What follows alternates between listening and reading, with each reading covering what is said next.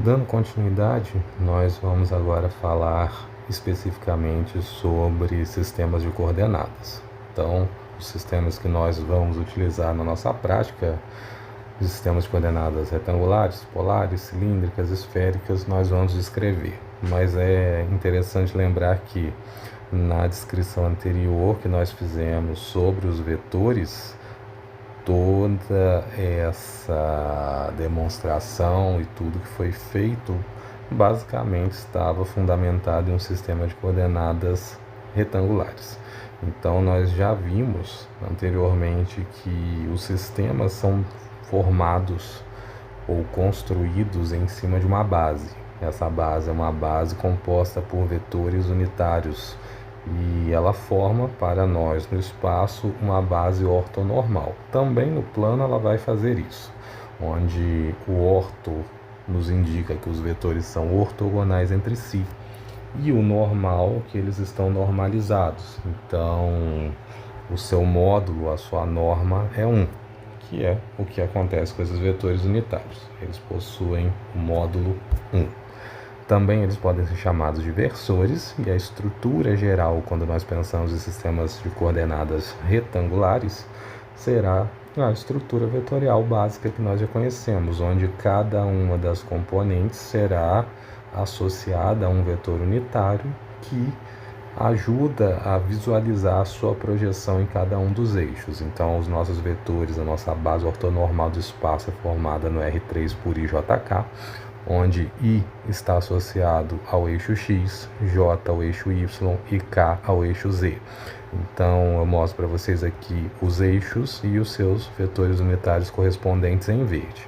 Também é interessante nós pensarmos que em uma medida unidimensional, como essa daqui, eu tenho as numerações, no caso eu coloquei só positivas, poderia ter as negativas também, mas considerando aqui uma reta real, o espaço entre cada unidade é formado necessariamente por um conjunto de pequenos vetores unitários. Então, eu tenho aqui um pequeno vetor, daqui para cá eu tenho outro pequeno vetor, e o mesmo vai acontecer em cada uma dessas unidades. E a partir disso, nós criamos a estrutura do somatório das unidades, somatório das componentes. Então, quando eu tenho um vetor que possui 3 unidades, necessariamente ele é composto por 3 vetores unitários dentro desse eixo. Basicamente, isso é uma visualização de como esses vetores unitários funcionam. Também é interessante que nós podemos definir a soma, e agora especificamente uma soma cartesiana, onde o vetor A mais o vetor B é igual a um vetor C. E nesse sentido, percebam que A é composto por suas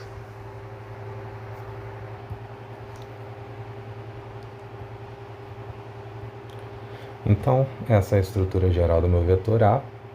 De modo semelhante, eu tenho a estrutura geral do meu vetor B, com as suas componentes e os seus vetores unitários.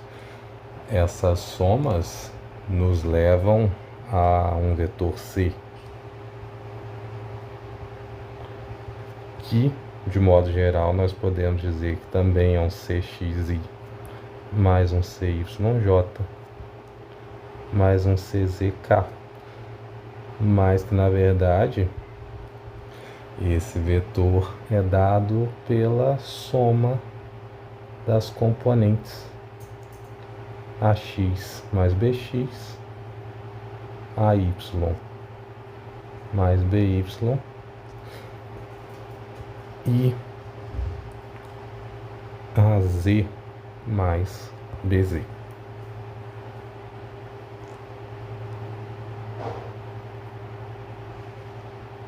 Em K.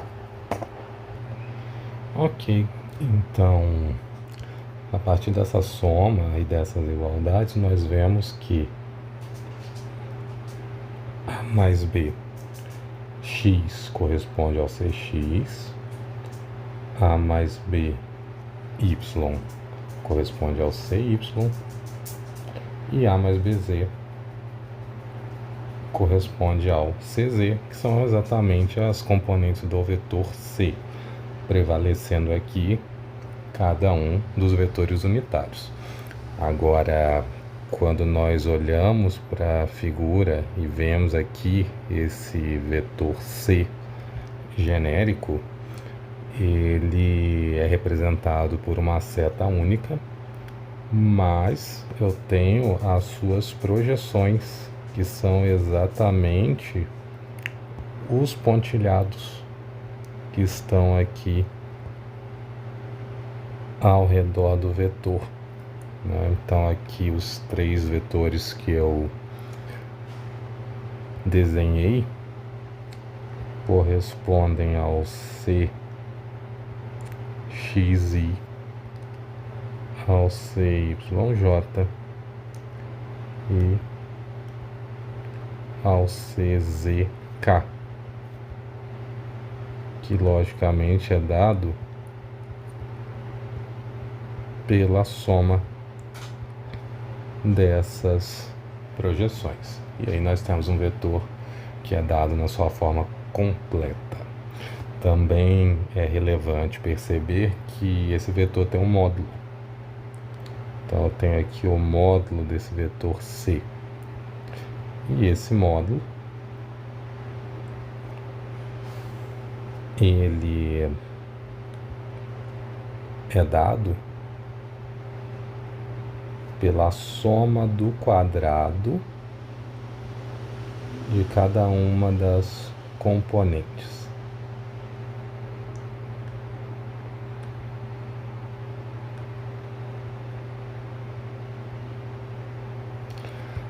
É interessante perceber que dentro desses quadrados nós temos alguns vetores unitários.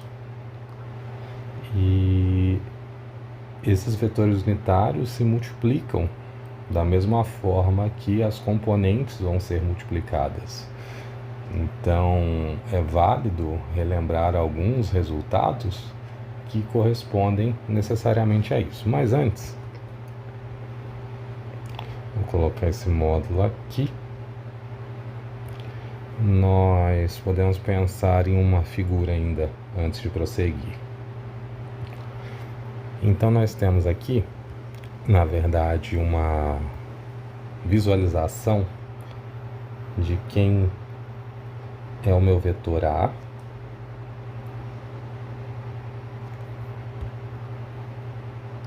que é o roxo, meu vetor B, que é o laranja, e o vetor C, que é a soma. Então, o que nós vemos aqui é que a projeção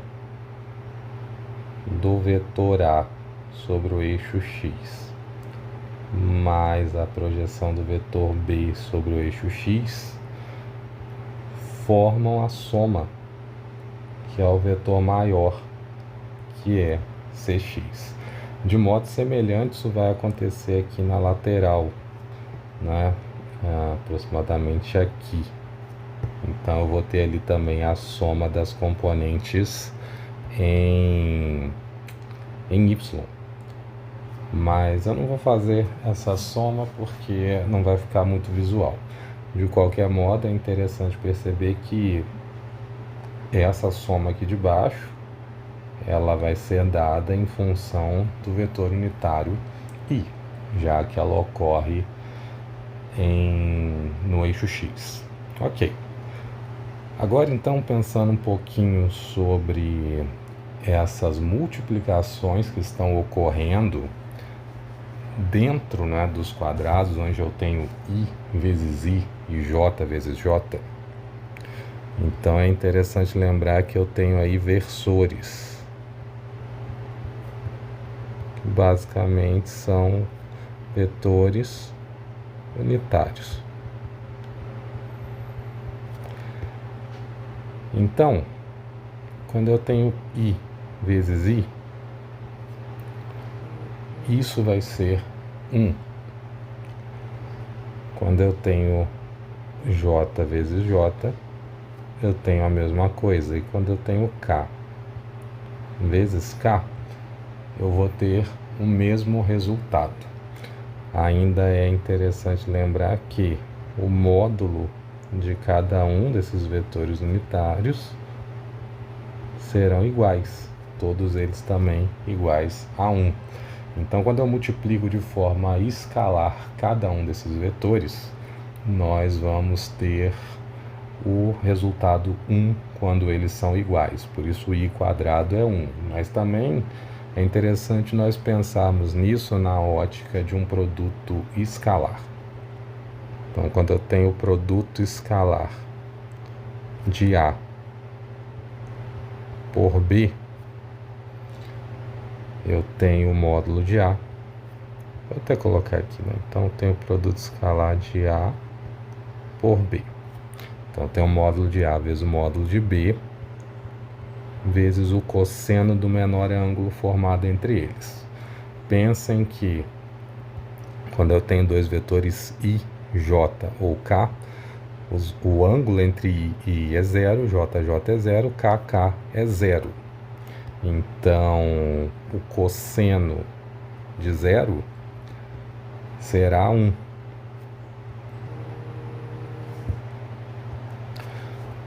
Agora, quando eu tenho vetores diferentes, I vezes J, J vezes K, K vezes I ou outras combinações, o ângulo sempre será 90. Então, eu tenho aqui duas possibilidades, né? O cosseno de 0 e o cosseno de 90. Quando eu tenho cosseno de 0, isso vai dar 1. Quando eu tenho o cosseno de 90, isso vai ser 0. Então, o resultado do produto escalar é nulo. Nessa análise, nós observamos, então, que o produto escalar entre dois vetores unitários pode ser 0 ou 1. Se os vetores unitários são iguais, esse produto é 1, então I, JJ, KK. E quando eles são diferentes, então eu tenho IJ, JK e KI como produtos escalares que serão nulos. Então eu posso escrever o seguinte: I vezes J é igual a J vezes I, que é 0. I vezes K é igual a K vezes I, que também é 0. E J vezes I, ou melhor, J vezes K, e K vezes J também é 0. Então, esses aqui são os produtos escalares nulos, e esses aqui são os produtos escalares unitários, né? Que eu tenho um resultado igual a 1. Também é interessante nós pensarmos aqui que o 90, de um modo geral, vai ser o cosseno de π sobre 2, que será 0. Uma outra vertente nessa análise é aquela na qual nós avaliamos o produto escalar de um vetor A e de um vetor B exatamente no formato dado aqui em cima. Então, eu tenho o vetor A e eu tenho o vetor B. Para facilitar essa escrita, eu vou copiar esses dois vetores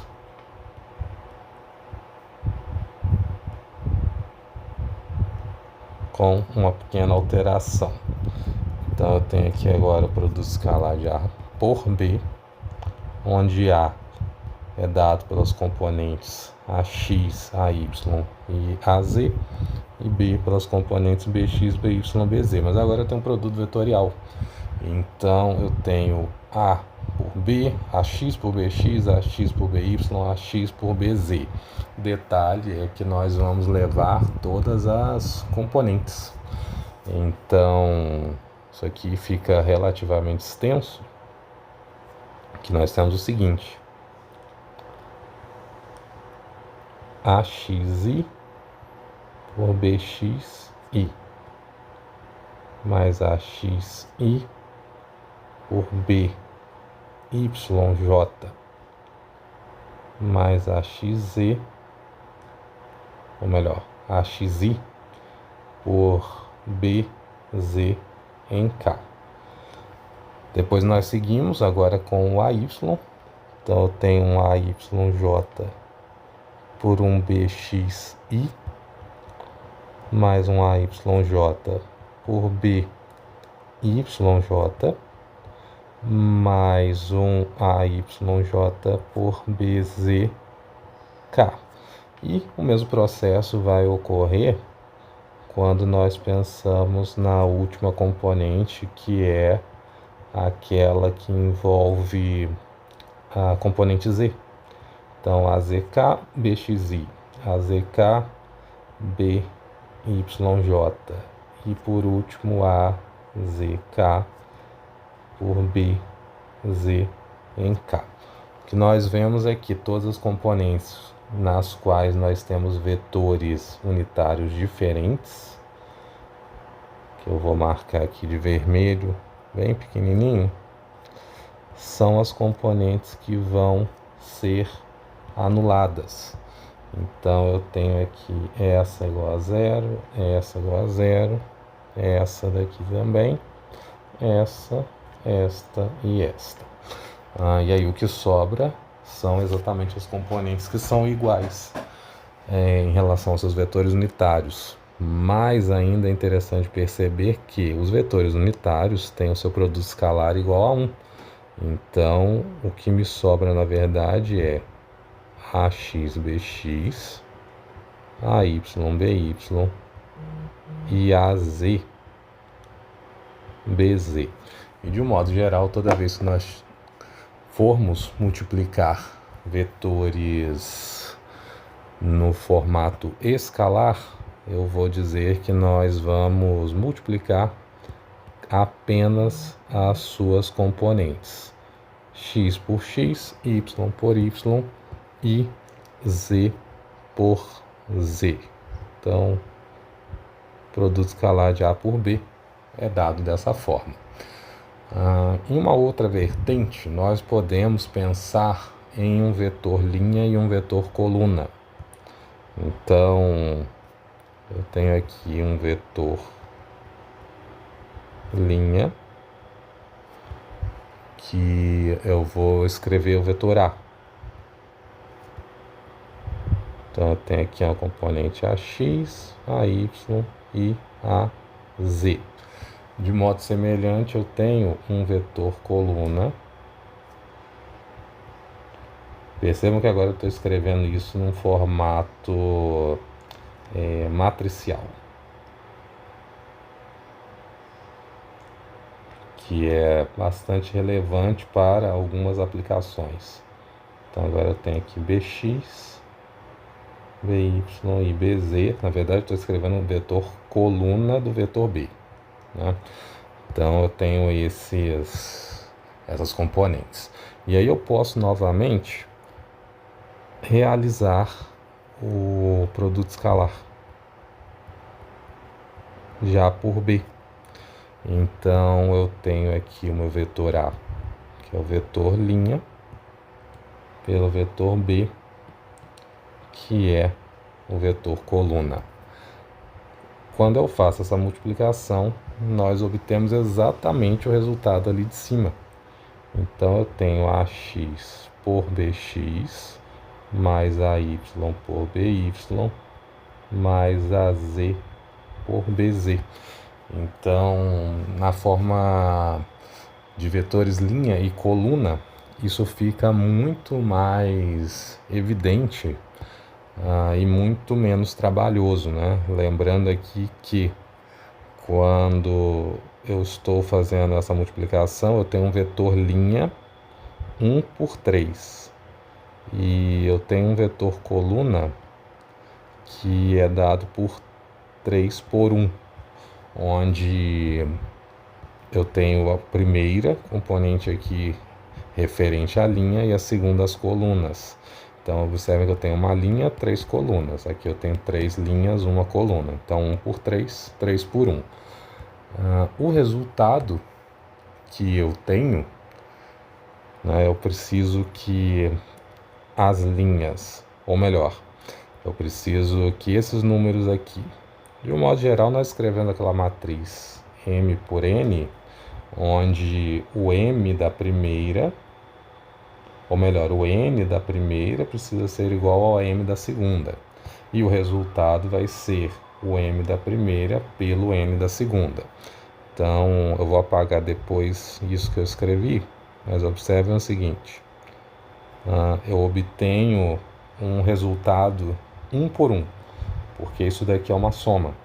Então, seria apenas uma linha e uma coluna. Mas a minha multiplicação ela é dada por um vetor 1 por 3 e outro 3 por 1. Então, eu preciso que esse 3, que é o N do primeiro, coincida com o M do segundo. E basicamente é isso que nós fizemos. Lembrando que para o pessoal da estática, isso aqui é uma pequena introdução ao que nós vamos fazer posteriormente. Lembrando que nós temos então aproximadamente capítulo 1 e capítulo 2 do Flecha tratando essa teoria em pequenas doses. E aqui eu trouxe tudo aquilo que provavelmente vocês já viram até o momento. Para o pessoal de resistência dos materiais, é um lembrete. Então, por isso eu fiz isso de forma bastante objetiva, lembrando que nós já temos tratado das coordenadas retangulares em todas as discussões que nós fizemos anteriormente. Então, toda essa parte vetorial, tradicionalmente, é feita em coordenadas retangulares. Então, aqui nossos principais objetivos foram descrever um vetor unitário, apresentar a estrutura base de um sistema de coordenadas, relembrar a estrutura vetorial, apresentar a definição da soma com coordenadas retangulares, lembrando que a subtração é igual, e apresentar um dos produtos, que é o produto escalar. Depois nós vamos ver o produto vetorial de forma mais específica e entender por que quando nós obtemos o módulo de um vetor, os unitários somem. Na verdade, a sua multiplicação é 1 ou 0. Então, de um modo geral, esses são os principais pontos que estão relacionados a sistemas de coordenadas retangulares. Agora, quando nós pensamos nos sistemas de coordenadas polares, algumas diferenças vão aparecer aqui. Então, a primeira, que é referente a esse sistema aqui, o conjunto de vetores que vai formar a base, eu tenho agora uma base que é dada no R2. Então, cuidado com isso, porque um sistema de coordenadas polares é um sistema que está definido no R2. Então, ele não é tridimensional. Quando nós pensamos os pontos, né, a coordenada de um ponto em coordenadas polares, na verdade nós estamos avaliando algo semelhante ao que ocorreu com coordenadas retangulares. Então, em retangulares nós pensamos que um ponto P é dado por XY. E de modo semelhante, as minhas coordenadas agora em polares, elas vão estar associadas com duas outras unidades. Então, ou melhor, com duas outras medidas. Então, essas medidas que eu vou modificar, elas estão relacionadas ao raio desse vetor que gira em um círculo imaginário e ao ângulo que esse vetor faz. Se eu tiro esse círculo, eu continuo com um vetor que faz um ângulo. Então, se eu rotaciono ele em torno dessa circunferência, cada posição que ele assume está relacionada com um ρ, que vai ser exatamente o raio da circunferência, e um θ, que é o ângulo que essa circunferência faz. Então agora eu deixo de escrever os meus pontos em função de x, y, e agora esses pontos são dados em função de ρ e de θ. E é interessante perceber que o meu ρ, ele necessariamente é maior ou igual a zero.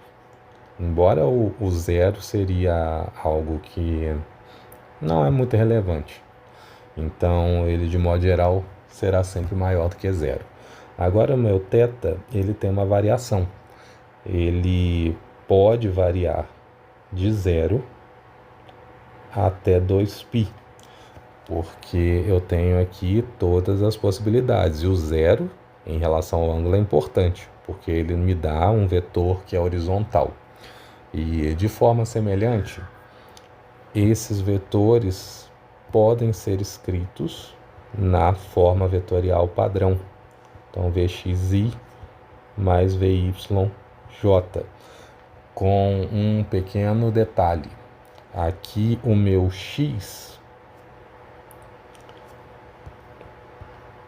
e o meu y correspondem às projeções. Então, quando eu projeto esse vetor ρ, eu projeto ele aqui no eixo x, projeto ele no eixo y, e aí eu vou ter exatamente que a componente x, ela está relacionada com o módulo de ρ vezes o cosseno de θ. A componente em y com o módulo de ρ vezes o seno de θ. E aí eu posso escrever, então, quem é esse ρ.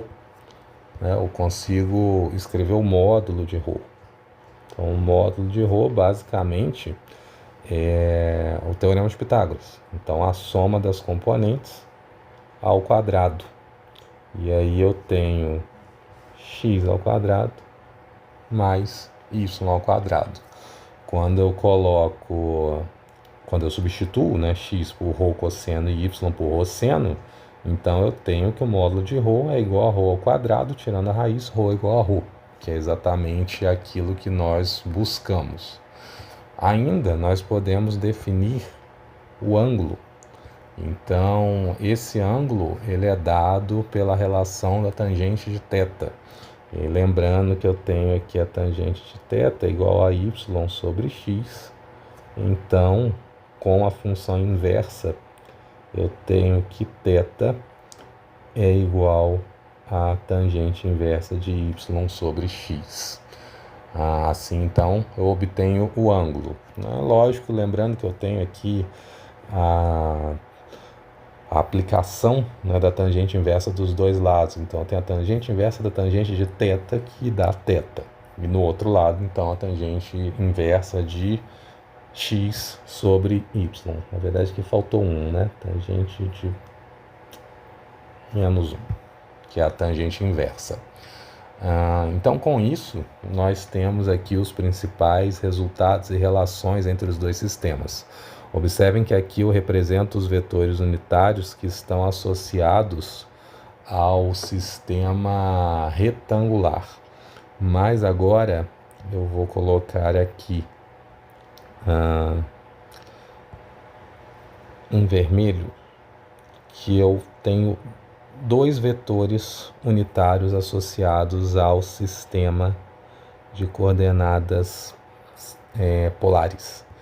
Então, um vetor que tangencia a ponta dessa circunferência, então, ou melhor, a ponta de ρ, né, que está exatamente ao longo da circunferência, e eu tenho um outro vetor que eu poderia desenhar ele aqui. Só que isso pode ficar um pouquinho confuso na visualização geral, então eu vou trazer esse vetor para cá. Então, observem que ele possui a mesma direção de ρ, e aí ele vai ser um ρ chapéu, e esse aqui vai ser o θ chapéu. Então, o ρ chapéu, que é o ρ unitário, ele sempre está rodeando, ou melhor, ele sempre está na direção de ρ. Então, esse vetor unitário sempre está na direção do raio. E o vetor θ chapéu, ele sempre tangencia a circunferência. Então, de acordo que esse vetor ρ gira, então se ρ está aqui, o θ chapéu está tangenciando esse ponto. Assim nós vemos então que esse θ, que é o θ unitário, ele está diretamente relacionado com o ponto de tangência da circunferência. E aí, de modo semelhante ao que nós fizemos, nós podemos definir primeiro quem é esse ρ unitário. E, por definição, o vetor unitário é o vetor ρ dividido pelo seu módulo. E o que nós vemos aqui? ρ, ele é dado da seguinte forma. Então, pensem na projeção de ρ, né? O ρ completo, eu posso até criar um ρ aqui, vamos fazer isso. Então, vou colocar logo aqui embaixo. Essa é a projeção de ρ no eixo horizontal e essa daqui é a projeção dele no eixo vertical. Então, eu vou chamar do seguinte, esse aqui é o meu ρx, esse aqui é o meu ρy. Talvez seja mais interessante colocar na figura de cima, né? Está menos carregada. Deixa eu colocar eles aqui em cima, então. Esse aqui é o meu ρx. E esse daqui é o meu ρy. Então eu tenho aqui um ρy e aqui um ρx. E aí eles são dados exatamente pelas componentes, né? X e Y. Então eu tenho ρ cosseno de θ em I mais ρ seno de θ em J. Embaixo nós temos a mesma relação, só que agora eu tenho os seus quadrados. Então eu tenho ρ cosseno de θ ao quadrado mais ρ seno de θ ao quadrado. Continuando isso aqui embaixo, observem que o ρ é comum, então eu tenho ρ quadrado. E eu fico com cosseno quadrado de θ. Eu vou reescrever por maior clareza. Então agora eu tenho o seguinte. Eu fiquei com ρ quadrado aqui, vezes cosseno quadrado de θ mais seno quadrado de θ. Essa relação é o que nós vimos anteriormente, que é 1. Então, o que fica a raiz quadrada de ρ quadrado é ρ. Então, eu fico em cima com ρ cosseno de θi mais ρ seno de θj dividido por ρ. Então, o ρ se cancela. E o que fica aqui do ρ unitário é cosseno de θi mais seno de θj. Então, esse é o meu vetor unitário de ρ. Mesmo processo nós podemos fazer para descobrir quem é o θ. Então, o θ unitário, ele tem a mesma definição, né, a princípio, mas ele tem algo mais interessante para ser analisado. Daqui de cima, nós vimos que o produto escalar entre dois vetores que tem a mesma direção é 1. Ou melhor, que tem a mesma direção e o mesmo sentido é 1. Agora, o produto de vetores que são ortogonais é 0. Então, observem que θ sempre será ortogonal ao ρ. Eu vejo aqui da figura, θ, ele tangencia a circunferência e o ρ está sempre nesse sentido ortogonal a um ponto. Então, o θ, ele é ortogonal ao ρ. Afinal, eles formam a base desse sistema. Então, pela definição de produto escalar, eu posso dizer o seguinte: θ é ortogonal a ρ. E por isso, θ vezes ρ precisa ser igual a zero.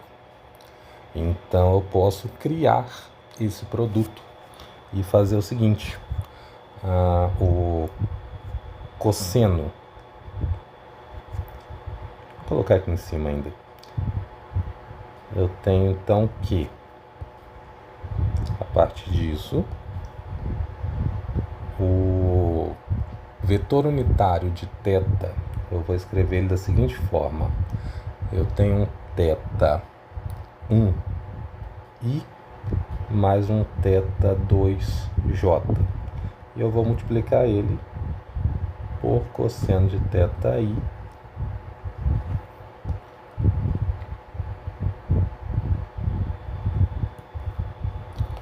mais o seno de θj. E aí essa multiplicação nós já sabemos que ela ocorre por coordenadas, lembrando que isso aqui tem que ser zero. O que vai acontecer é o seguinte: nós vamos obter cosseno de θ vezes um θ1 mais seno de θ vezes um θ2.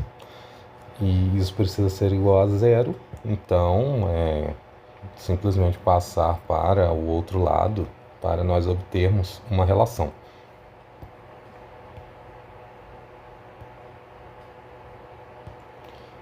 E essa relação nos mostra o seguinte: as duas possibilidades que nós temos, né?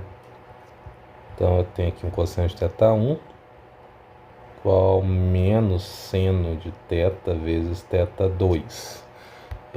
Então o θ1 pode ser igual ao seno de θ, ou melhor, ao menos seno de θ, e o θ2 pode ser igual ao cosseno de θ. Mas também nós podemos pensar de outra forma. A derivada de uma função, ela é exatamente o ponto de tangência, né? Então, se eu derivo o meu vetor θ, ou melhor, meu vetor ρ unitário, então eu tenho aqui o seguinte agora: se eu derivo ρ unitário em relação a θ, então eu vou obter o meu vetor θ unitário. Então percebam o seguinte: derivando este vetor aqui, que é exatamente o ρ, nós vamos obter menos seno de θ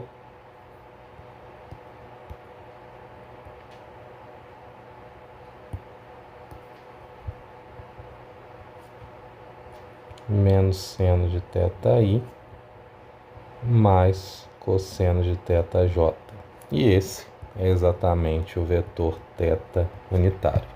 Que observem que foi a mesma relação que nós obtivemos aqui em cima, só que por uma análise de produto escalar. Então, das duas formas nós podemos chegar a este mesmo resultado. A partir disso, o que nós vamos perceber?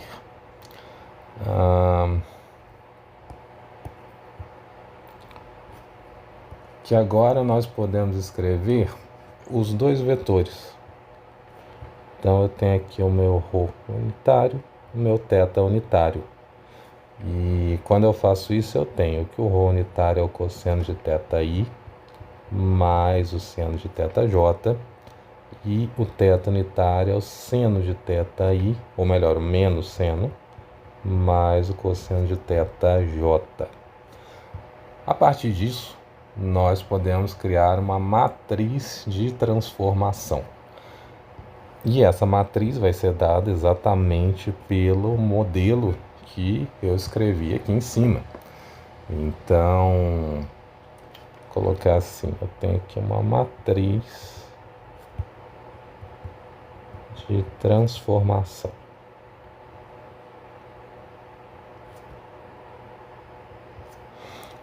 Onde eu tenho os vetores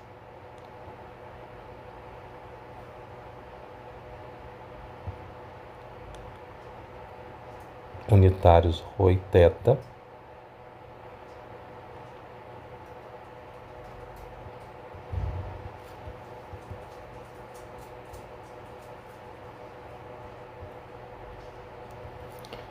e eu tenho os meus cossenos e senos. Então, cosseno θ, seno θ, menos seno θ, cosseno θ.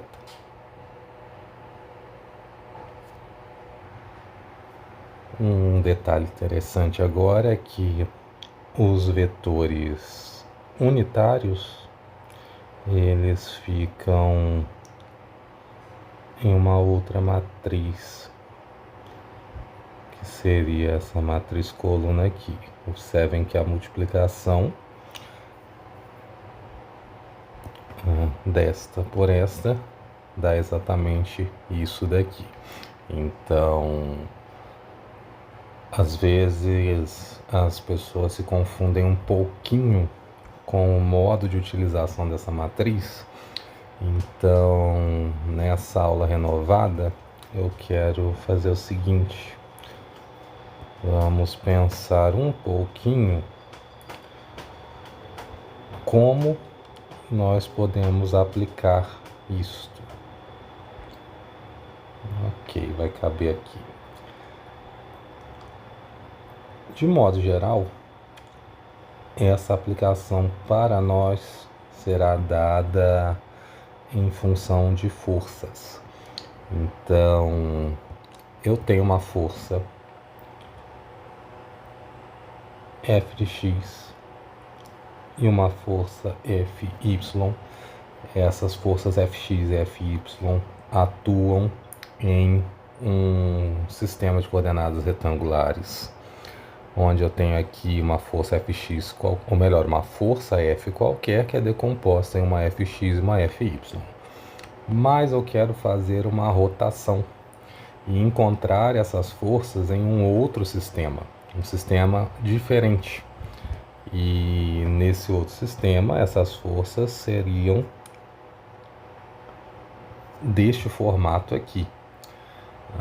Então, de um modo geral, eu vou chamar essas forças de Ft e Fn, onde eu tenho aqui um Fn, que é uma força normal, e uma força T, que é a força tangente, quando eu penso nessas transformações. Então, a ideia é a seguinte, se tiver espaço, eu vou até deixar esse desenho aqui. Então, vamos fazer apenas no plano. Eu tenho aqui essa força, e essa força pode ser decomposta da seguinte forma. Deixar as decomposições em verde. Então, uma Fx e uma Fy.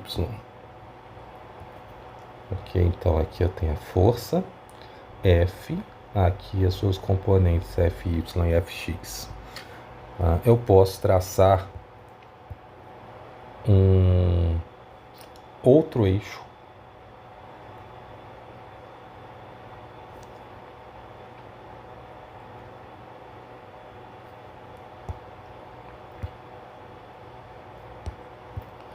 e agora eu quero escrever esta força aqui em função desse outro eixo.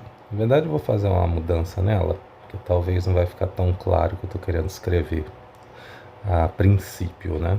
Em outros momentos nós vamos fazer essa decomposição diferente. Então observem agora aqui. Eu quero decompor esta força F aqui na reta azul. Então eu vou ter uma componente que ela é tangencial e uma outra componente que ela é perpendicular. E eu vou desenhar esses vetores aqui. Então tem um vetor aqui sobre a reta. Vou deixar ele de amarelo. E outro aqui, né, perpendicular à reta, que eu também vou fazer de amarelo. Então, estes amarelos que eu escrevi são, na verdade, as decomposições, onde eu tenho aqui agora um Fn e aqui de amarelo um Ft, que é a força que ela vai estar paralela a essa reta nova que foi criada. Então, essa é a relação de importância quando nós pensamos na matriz de transformação. E, logicamente, nós temos duas, né? Percebam que aqui eu tenho a matriz só na forma dos seus vetores unitários e aqui eu aplico, no caso, um vetor força, e nós conseguimos fazer essa decomposição. Nós vamos fazer isso em outros momentos, né? Então, é interessante o conhecimento dessa matriz. Então, eu tenho também uma matriz oposta, né? Uma matriz que faz o processo inverso, do qual eu saio de IJ, ou melhor, eu saio de θρ e vou para IJ. Então seria tomar a inversão dessa matriz aqui, que nós podemos escrever também. Então, pensando no seguinte, nesse primeiro caso aqui eu tenho a matriz que vai do R2 para os polares. E agora eu vou escrever uma segunda matriz que faz o processo inverso. Ela vai de polares para R2. Sem dúvida, a gente pode tentar aproveitar essa daqui que já foi escrita, porque poucas coisas vão mudar.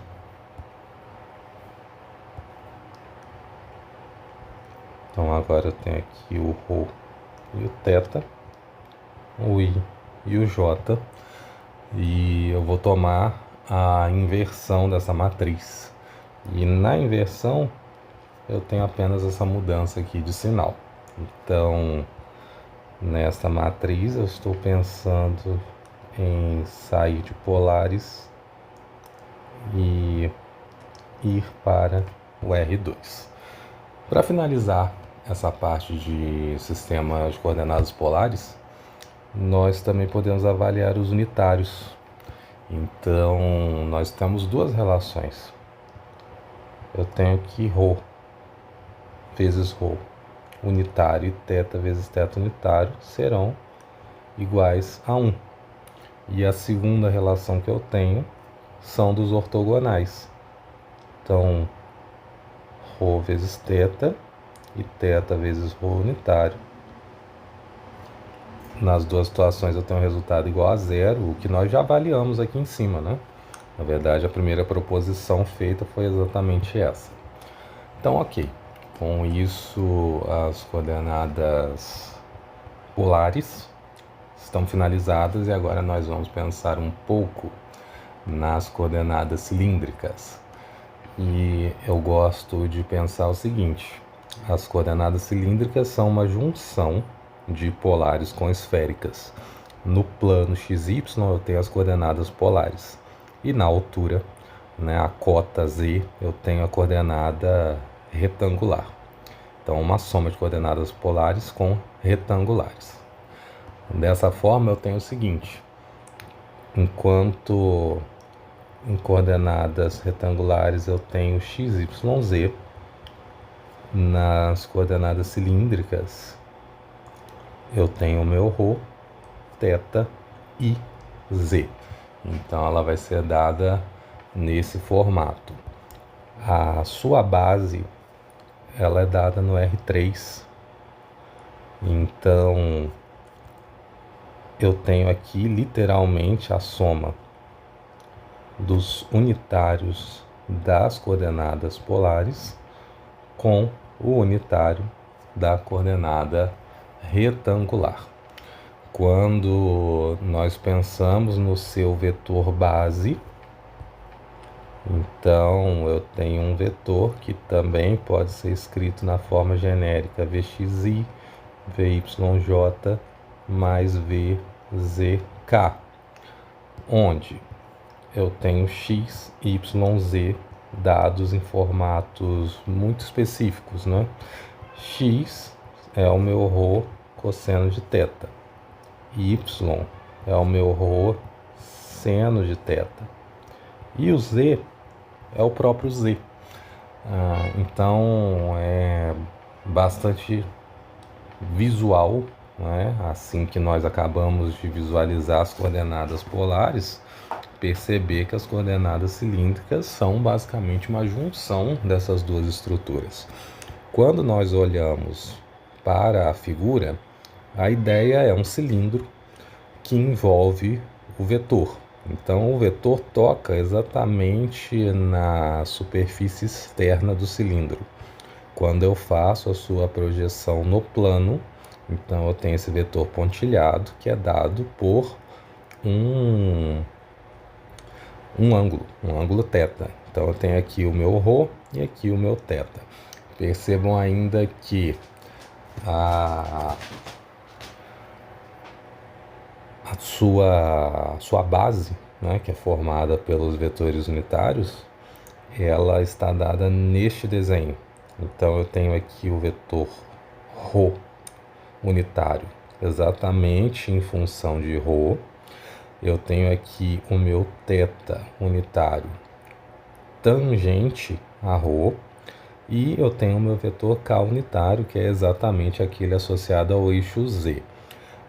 Talvez o melhor desenho aqui de ρ unitário seria na direção do ponto, né? Mas eu preferi manter assim, porque eu acho que fica mais visual nesse momento. Ok. Outras coisas, outros detalhes que nós podemos trazer a partir dessa teoria, um deles está relacionado ao módulo de ρ, que na verdade eu vou fazer até uma mudança aqui, e eu vou chamar isso aqui de V, e eu vou chamar esse aqui de ρ. A sua projeção é o ρ. Então, quando eu quero obter o módulo desse ρ, eu tenho, na verdade, a mesma ideia que nós visualizamos antes. Então, eu tenho a aplicação do Teorema de Pitágoras nesta relação. Para o ângulo θ formado, eu tenho também a mesma ideia. Eu vou ter a tangente inversa dessa relação y sobre x. E o acréscimo que z é o próprio z. Então, ele representa a própria cota. Quando nós pensamos nos vetores unitários,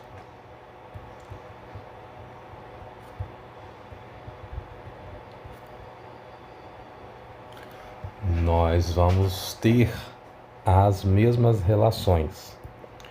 Então, o vetor unitário ρ,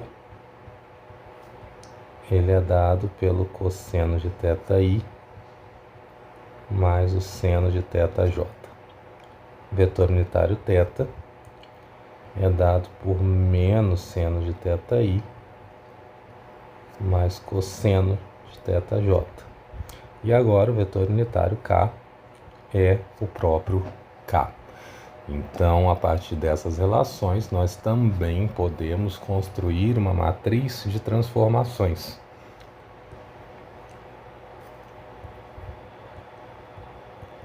Só que agora eu tenho uma matriz que é 3 por 3.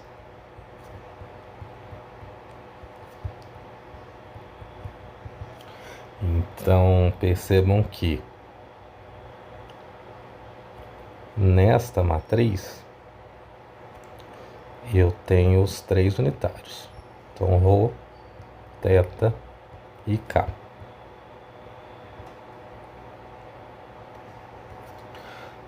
E agora eu vou dispor cada um deles, né? Então eu tenho aqui cosseno de θ, seno de θ, menos seno de θ, cosseno de θ, 0, 0, 0, 0 e 1. Então esse vai ser o formato dessa matriz, que eu vou multiplicar pelos unitários correspondentes I, J e K. E aí nós vamos ter essa estrutura. Ok. Por fim, nós ainda podemos pensar naquelas multiplicações em relação ao produto escalar. Então, na primeira relação, eu tenho as multiplicações de vetores que possuem a mesma direção. Todas essas serão um produto escalar unitário. E eu tenho as outras possibilidades.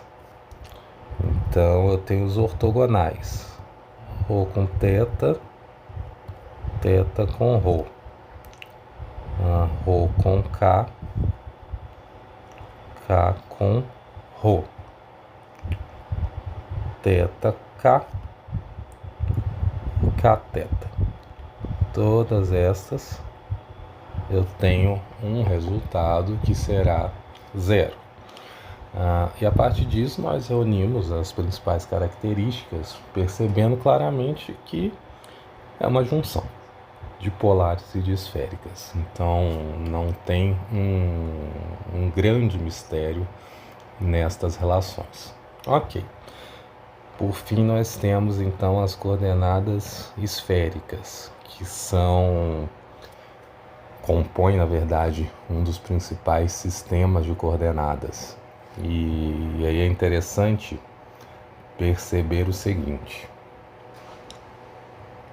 não teremos mais aquele ponto XYZ. Agora esse ponto vai ser dado por R, por θ e por φ. Então, desse formato nós vamos definir, lembrando que algumas literaturas vão trocar, né, θ e φ, porque é apenas um símbolo. E o R muitas vezes vai ser representado por Rho. Então vocês podem ver diversos formatos. Mas eu gosto de fazer assim porque nós conseguimos pensar uma coisa. A primeira é que o R ele vai ser diferente do Rho das esféricas, ou melhor, do Rho das polares e das cilíndricas, porque aquele Rho, na verdade, ele está no plano, né? O Rho está no plano XY. Observem aqui que o Rho está no plano XY, não na altura. Nessa altura eu passo a ter o raio. Então isso daqui eu vou chamar de R. Então esse aqui é o meu R. Então nós temos essa primeira diferenciação. Quanto às suas variações, nós podemos pensar o seguinte: o R também será maior ou igual a 0. Observem agora a disposição dos ângulos θ e φ. Então, nós vamos perceber o seguinte: esse ângulo que eu denominei como φ, ele tem uma variação clara. Ele varia em 360 graus. Então, eu posso escrever que 0 é menor ou igual a φ, que é menor ou igual a 2π. Não há dúvidas sobre isso. Agora, sobre o ângulo θ, percebam que esse ângulo varia neste sentido. Então, ele começa no eixo Z. E alguns autores eu já vi em algum momento dizerem que esse ângulo varia de menos π2 a π2. O autor que eu sigo preferencialmente diz que ele varia de 0 até π. Então, eu teria o começo desse ângulo medido no eixo Z positivo e terminaria ele aqui no eixo Z negativo. E nós vamos usar essa nomenclatura dessa vez. Anteriormente eu tinha falado, anteriormente que eu digo no semestre anterior, de uma variação de 0 a π2. Mas aí pensando exatamente nisso, né? Que ele varia de menos π2 a π2. Agora vamos pensar de 0 a π. E eu vou seguir esse outro autor. Creio que assim não haverá nenhuma dúvida. Ok. Na verdade, isso tudo pertence a essa ideia aqui. Outra coisa que nós podemos pensar está relacionada à determinação das projeções nos eixos x, y e z. Então, para isso, eu vou traçar uma reta pontilhada aqui em cima.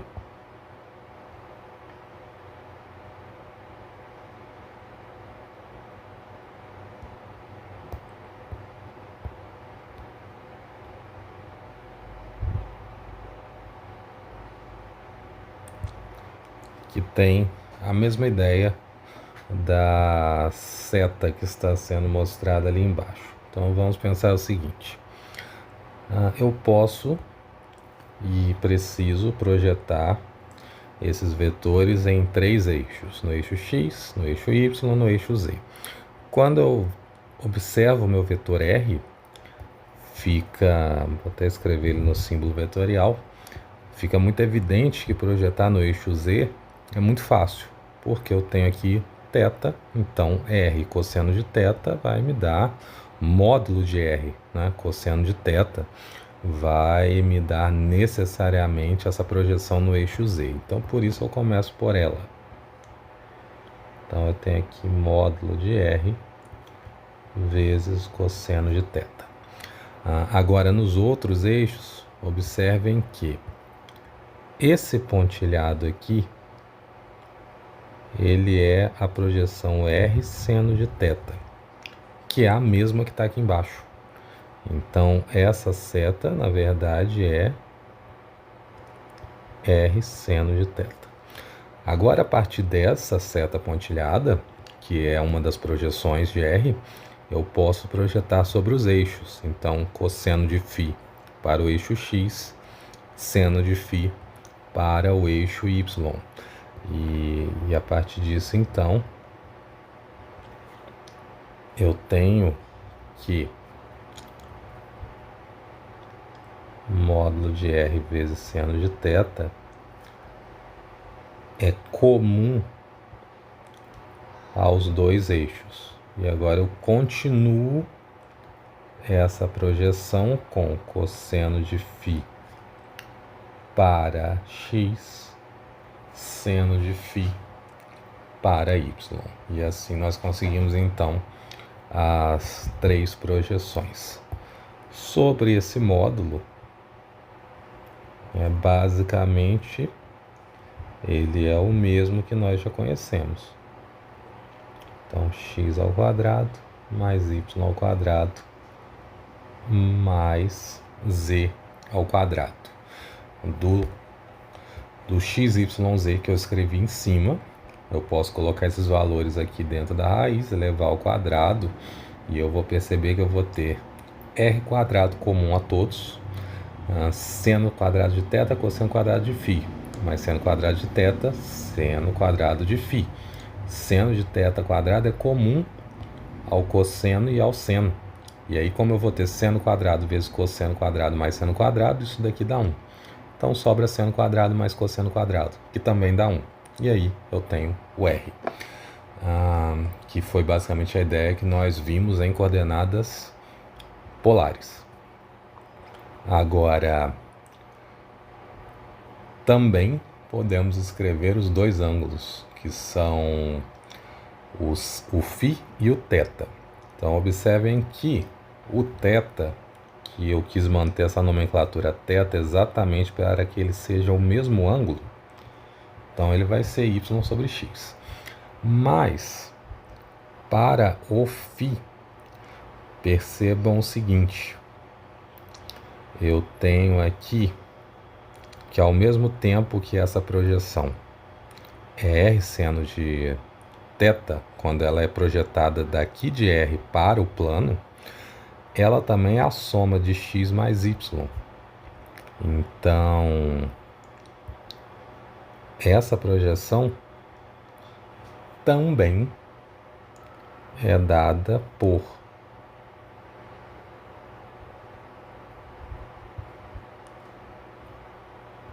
raiz de x² mais y². Então, quando eu penso no ângulo θ, eu tenho esta reta e esta daqui, que são, na verdade, as projeções que formam o triângulo. Então, θ é o cateto oposto dividido pela adjacente. Então, eu tenho raiz de x² mais y² dividido por z. E aí, o meu ângulo φ se torna um pouco mais complexo por isso. Então, eu vou ter o seguinte aqui.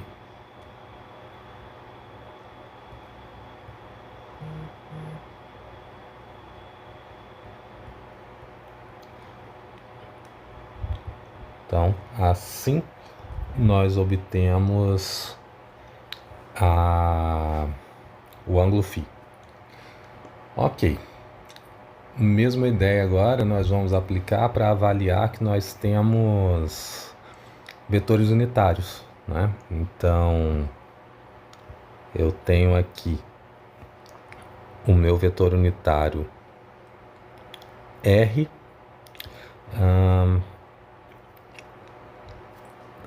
A questão,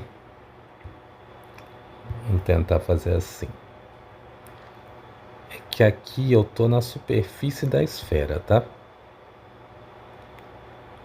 Então eu tenho aqui um ponto X, que é um ponto na superfície da esfera. E o meu vetor, que é o meu primeiro vetor unitário, que é o R, ele está aqui nessa ponta. Então isso está saindo da esfera. Percebam isso primeiro. Ainda nessa superfície da esfera, eu vou ter dois outros vetores, cada um apontando de modo ortogonal a... Deixa eu ver se eu virar para o outro lado, fica melhor. Não fica, né? Então aqui, ó, eu tenho um outro que é ortogonal. Vou colocar ele aqui, ó, primeiro. Tenho esse ortogonal. E eu tenho esse ortogonal aqui. Então percebam que todos eles estão na superfície da esfera, tá? Eles não estão apontando para dentro. Essa é uma imagem tridimensional, então aqui eu tenho um ponto, esse vetor ele toca a superfície, esse também. Este aqui é o único que entra. Na verdade ele está saindo, né? Então eu tenho aqui que esse é o meu R unitário. Este é o meu θ unitário. E esse daqui vai ser o meu φ unitário.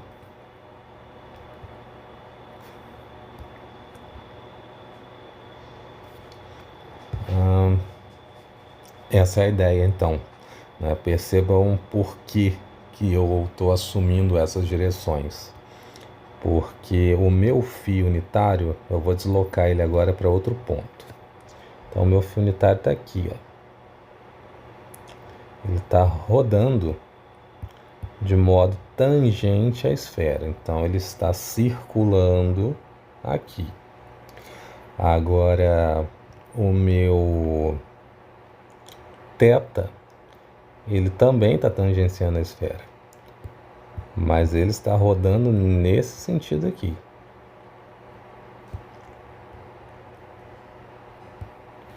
Então ele roda aqui, ele roda no plano YZ, já o φ roda no plano XY. E o R, que é basicamente o vetor que representa o raio, ele está sempre tocando, né, a superfície da esfera. Então essa é a ideia com esses vetores unitários. E aí, novamente, nós vamos escrever esses vetores unitários, porque eles vão formar a base do nosso sistema. E aí nós podemos tomar aquela abordagem de novo, né? O vetor unitário R é dado por R dividido por módulo de R. Se nós fizermos isto, nós vamos obter o seguinte. É interessante porque, na verdade, eu já falei sobre isso, né? Então, quando nós colocamos no módulo, sobra apenas o ρ. E pensem que o vetor geral é a soma desses três. Então, R seno de θ cosseno de φ, mais E em I, mais R seno de θ seno de φ em J, mais R cosseno de θ em K. Então, isso é a soma. Como o módulo é R, se eu dividir, o R se cancelam. E sobra isso. E aí, o que é o que sobrou? Né? É o seno de θ vezes cosseno de φ em I, mais o seno de θ vezes cosseno de φ em J, mais o cosseno de θ em K. Então, esse é o nosso primeiro vetor unitário. O segundo, que eu já vou escrever diretamente, o segundo e o terceiro, eles estão associados com aquela mesma ideia que nós tratamos anteriormente. Então, pensem que o vetor, deixa eu escrever o nome deles aqui, né? Aqui eu tenho θ unitário, aqui eu tenho φ unitário. Quando eu derivo o vetor unitário R, eu tenho duas possibilidades. Então eu posso fazer dr dθ e eu posso fazer dr dφ.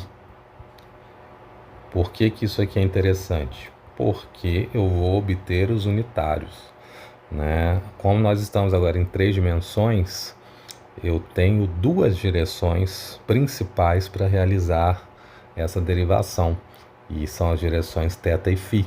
Isso quer dizer então que eu tenho dois vetores tangentes a essa esfera. Lembrando um pouquinho de cálculo 3 e 4, quando nós estamos derivando aqui no espaço, eu posso utilizar dois vetores para descrever um plano sobre esse ponto.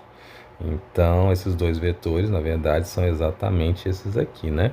Então, θ e φ eu formo um plano que toca esse ponto, que é o ponto de onde R sai. Então, eu tenho R unitário e θ e φ formando um plano aqui nesse ponto.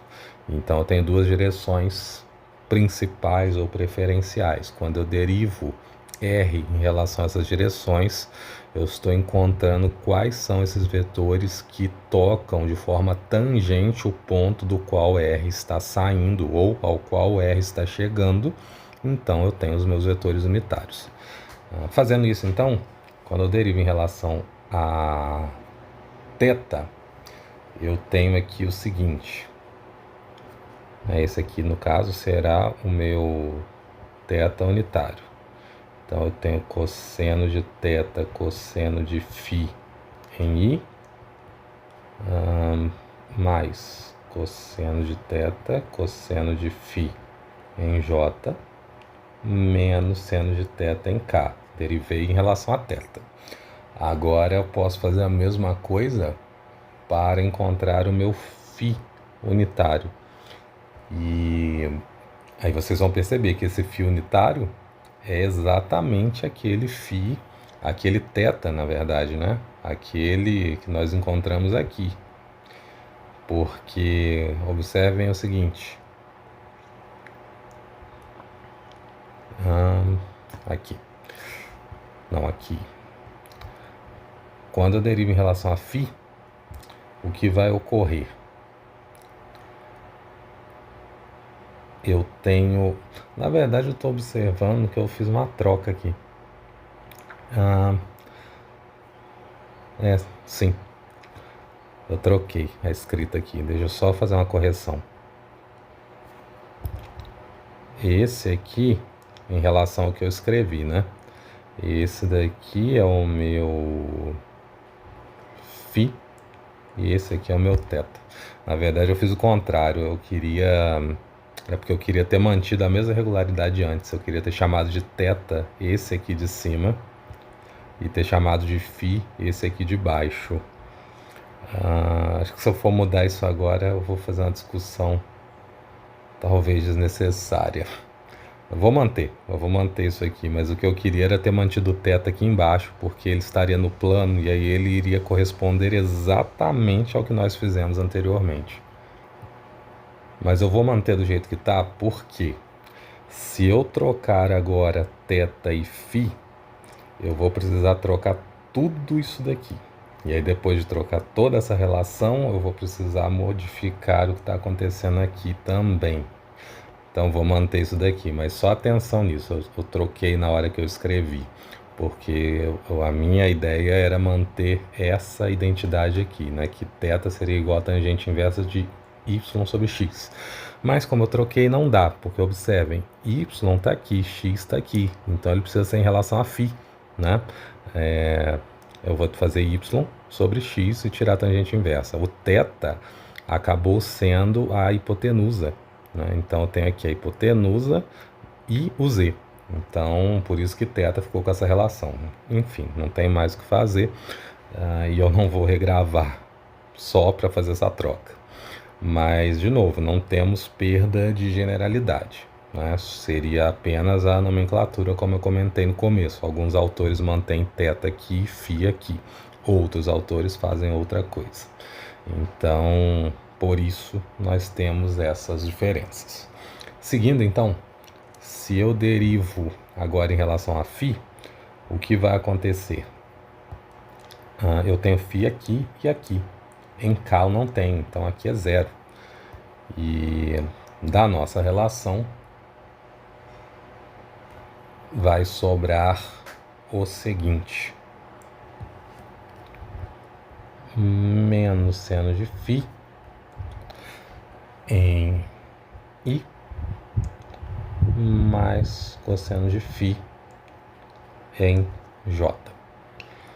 E não existe dependência de θ, né? Porque este ângulo ele varia independente da variação θ. Então esse ângulo aqui ele não depende de θ. Por isso que neste unitário isso não é considerado. Agora, de modo diferente, θ varia com dependência de φ, porque ele pode variar aqui junto. Então, por isso, nós temos essa relação. Ok, de modo semelhante, novamente, nós podemos criar uma matriz de transformações, assim como avaliar o que ocorre com os vetores unitários. Primeiro, nós vamos avaliar os vetores unitários e depois a matriz de transformação. Então, de novo, eu tenho aqui 4 possibilidades. Tenho RR, θ, θ e φ, φ, que são aqueles unitários que possuem a mesma direção e o seu produto escalar será 1. Depois eu tenho R, θ, θ, R, R, φ, φ, R, θ, φ,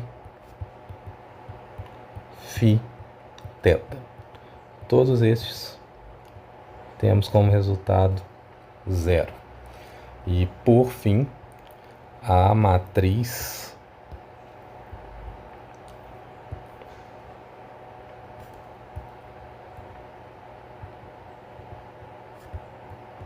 de transformação.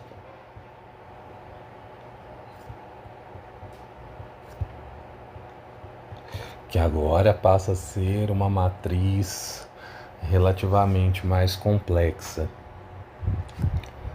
Então, nós vamos ter o seguinte, eu vou pausar para adiantar um pouco, porque esse vídeo já está bastante extenso.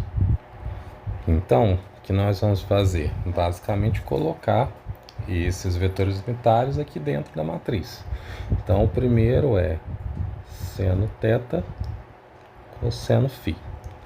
Depois seno θ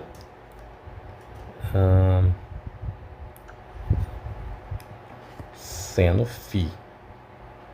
E aí de novo vamos fazer uma correção aqui, escrever a mesma coisa, que é seno θ seno φ.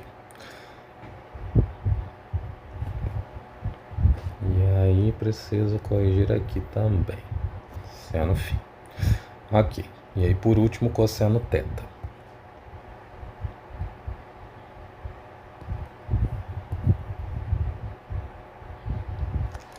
Depois nós temos cosseno θ cosseno φ,